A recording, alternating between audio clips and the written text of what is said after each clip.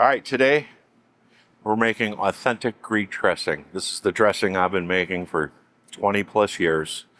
It was a hit at the restaurant. It's a base dressing that you use in your Greek salads. If you taste it by itself, it's very strong and lemony, but once it's mixed with lettuce, it's perfect. It's easy to make, takes less than 3 minutes, need a few special ingredients, but it's worth it. It'll last in your cooler for at least 6 weeks, if not more, and it will never separate. It'll always stay creamy. Let's get started. We've got a Vitamix blender here. I've got 1 shallot diced. I have 20 cloves of garlic. I've got some homemade mayo here that's made with avocado oil. You just put the egg yolks in a glass. You put the oil on top, a little salt and pepper, squeeze the lemon juice, and you put a little hand blender in there. Start at the bottom, pull your way up, and it whips up into a mayonnaise within seconds. That's what this is, avocado oil or olive oil. I've got 3 ounces here. The mayonnaise helps keep the dressing emulsified. I've got French Dijon mustard, 3 ounces. I've got a tablespoon of fresh ground black pepper that we ground this morning.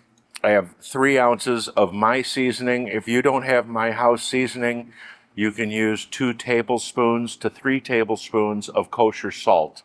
You salt it to your liking. I use 3 tablespoons of my seasoning, but it's not 100% salt.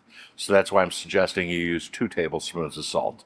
3 ounces of dry Mediterranean oregano, not Mexican. The Mexican oregano is a little bitter. The Greek oregano, Mediterranean oregano has more of a goldish flavor or color, and doesn't have that bitter aftertaste. That goes in there as well. I have fresh chopped Italian parsley and dill. You can see that. That's a 1/4 cup.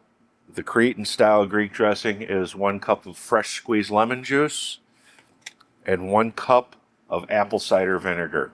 And we get this going until everything in there is nicely pureed and blended. We have a quart of olive oil. For every ounce of acid in any type of vinaigrette dressing, you use 3 ounces of oil.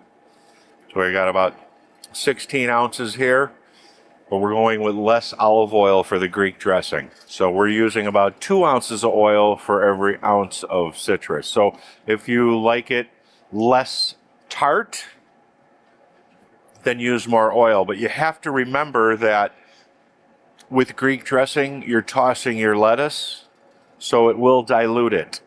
If you want to add anchovies to this recipe, you certainly can, but not necessary. So we've got this. Everything in here is nicely ground up now. While this is blending, we're going to add the oil slowly.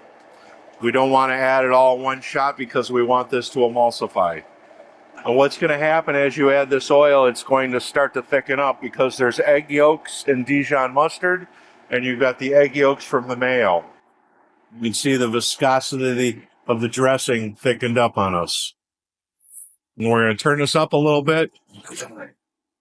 Spray it all over myself and make sure that's emulsified. I got a little rib of romaine here. When you taste your salad dressing, you want to taste it on a piece of lettuce. That gives you an idea of what it's going to taste like. You don't want to eat it right off the spoon because you'll be like, oh my God, that's so strong and salty. But once you put it on lettuce, perfect. You can use this dressing on chicken, on fish, broiled fish. If you like broiled cod on Fridays, drizzle this over the top before you bake it. If you're grilling chicken breasts on the grill or baking them in the oven, you can pour this dressing over the top of them.